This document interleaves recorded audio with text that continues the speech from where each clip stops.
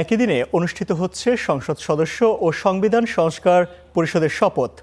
দুপুরে সচিবালয়ে সাংবাদিকদের প্রশ্নের জবাবে এ তথ্য জানান নতুন মন্ত্রিপরিষদ সচিব ডক্টর নাসিমুল গনি। সংসদ সদস্য ও মন্ত্রীদের শপথ গ্রহণের জন্য সব ধরনের প্রস্তুতি নেওয়া হয়েছে। আর মন্ত্রীদের আবাসন, গাড়ি ও অন্যান্য যেসব সুযোগ সুবিধা রাখা দরকার তারও পর্যাপ্ত ব্যবস্থা নেওয়া হয়েছে বলে জানান তিনি।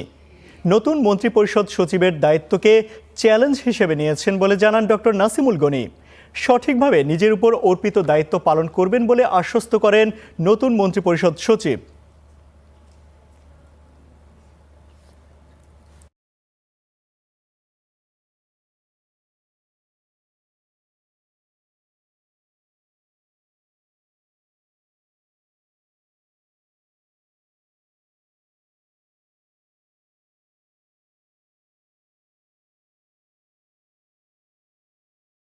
দুই দফায় আপনার সংসদ সদস্যদের শপথ হবে। একটা তো তারা সংসদ সদস্য হিসেবে শপথ নেবেন, তার পরবর্তীকালে সংস্কার সেটার জন্য শপথ নেবেন এবং বিকেলে যে মন্ত্রিসভার শপথ হবে।